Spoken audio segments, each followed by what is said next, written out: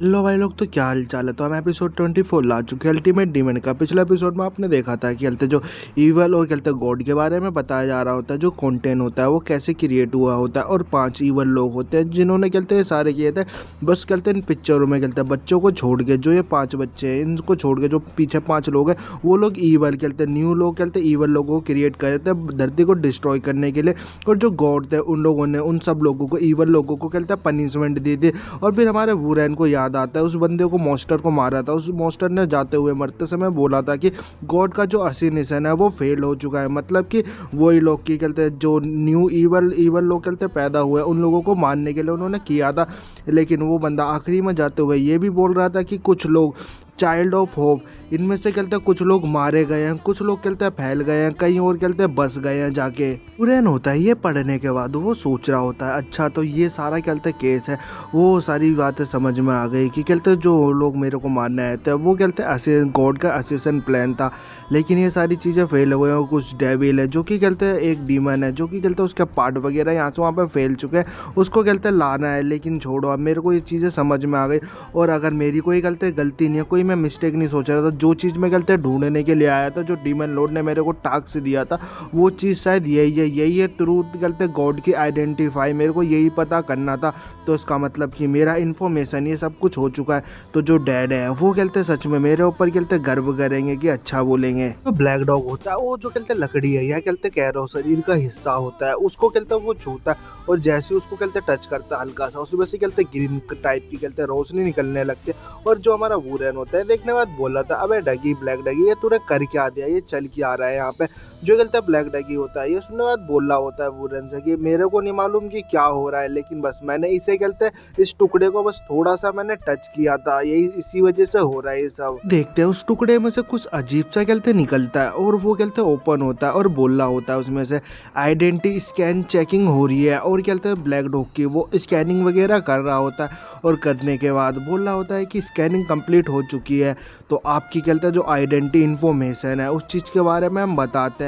मैरकेडो सर्जनेस तुम्हारा नाम है। और ये कहते हैं जो ब्लैक डॉग होता है ये सुनने के बाद थोड़ा सीरियस हो जाता है और वो मशीन बोल रहा होता है कि तुम चाइल्ड ऑफ होप हो। हमारा वुरेन होता है वो बस उधर देख रहा होता है, वो भी थोड़ा हैरान सा होता है। और देखते हैं वो मशीन या कुछ भी कह लो उसमें से निकलता है, तो वो बोल रहा होता है आइडेंटिटी कहते हैं कन्फर्म हो चुकी है और उस चीज़ मैसेज को कहते हैं अनलॉक किया जा रहा है। उसमें से कहते हैं रिकॉर्डिंग टाइप या कह लो मैसेज टाइप का निकलता है और बोल रहा होता है उसमें से कहते हैं प्लीज़ मुझे कहते हैं ढूंढो, मुझे ढूंढो प्लीज़, चाइल्ड ऑफ ढूंढो। फिर ब्लैक डॉग की मेमोरी या कह लो बचपन की चीज़ें दिखाई जा रही होता है। ब्लैक डॉग सोच रहा होता है कि ये कहते हैं मैरकीडो, इससे कहते हैं फ़र्क नहीं पड़ता, मेरे को सच बता रहा हूँ कि ये कहते हैं ये इस चीज़ को ढूंढने के चक्कर में ये जो सेमिस्टर है वो कहते हैं फेल हो चुका है। उसको ये सारी चीज़ें आवाज़ सुनाई दे रही होती है मैरकीडो। और जो हमारा ब्लैक डॉग होता है वो उस फोटो को ध्यान से घूर के देख रहा होता है और मैरकीडो के बारे में बता रहा होता है। मैरकीडो उसी का नाम होता है और वो देख रहा होता है कि मैं अनजान जगह पे कैसे हूँ और कहते हैं ये मैं किधर आ चुका हूँ। और वो सामने की ओर देख रहा होता है और बोल रहा होता है कि मैं कहते हैं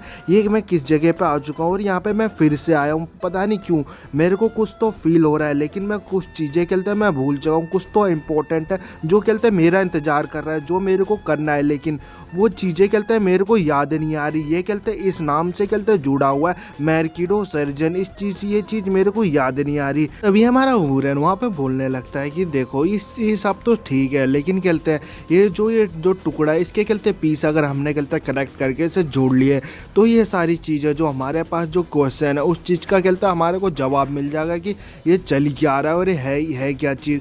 डॉग होता है बोलना होता है अगर ऐसी चीज़ है तो कहते हैं इसे भी हम कहते हैं बाहर जाते समय इस चीज़ को भी हम अपने साथ लेके चलेंगे। वहाँ पर किसी की आवाज़ आती है जाना है तुम लोगों को मिस्टर चैलेंजर।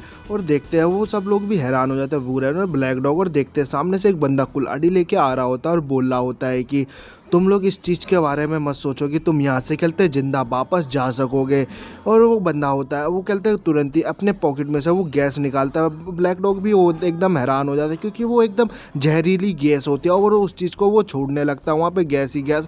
और ब्लैक डॉग होता है उसकी कहते हालत ख़राब होने लगती है और बोल रहा होता है कि मेरे पास मेरी ताकत नहीं बची, मेरी ताकत जा रही है। और वही वो बंदा चिल्लाते हुए बोल रहा होता है कि ये स्पेशली कहते तुम्हारे जैसे बंदों के लिए बना है और ये तुम ये जो गैस है जहरीले तुम इसके खिलाफ कहते लड़ भी नहीं सकते और ऊपर से अब तुम लोग यहीं पे मैं तुम्हारे कहते टुकड़े करके काट दूंगा और तुम लोग यहाँ से कहते कभी वापस भी नहीं जा पाओगे, और इससे कहते कोई भी फ़र्क नहीं पड़ेगा। तुम लोग बेशक कहते चैलेंजर हो, मैं तुम लोगों को काट के अपने बच्चे को, अपने कहते बेटे को मैं कहते ज़िंदा करूँगा। और वो बंदा कुल्हाड़ी लेके उसके ऊपर अटैक करने लगता है ब्लैक डॉग की तरफ। लेकिन जो हमारा में हमारा वुरेन होता है उस डॉग को कहते नीचे की ओर रख देता, और वो बंदा उस हमारे ब्लैक डॉग के ऊपर अटैक करते हुए बोल रहा होता है अब तुम रेस्ट एंड पीस में जाओ। और तभी हमारा वुरेन होता है पीछे से आवाज़ लगाता है वे, और वो बंदा भी उस साइड देखने लगता है। बंदा भी एकदम हैरान होता है, और हमारा वुरेन होता है अपना पंच लेके उसके ऊपर अटैक करने लगता है और बोल रहा होता है तुम ऐसा कैसे कर सकते हो, अपने गेस्ट के साथ ऐसी बर्ताव कैसे कर सकते हो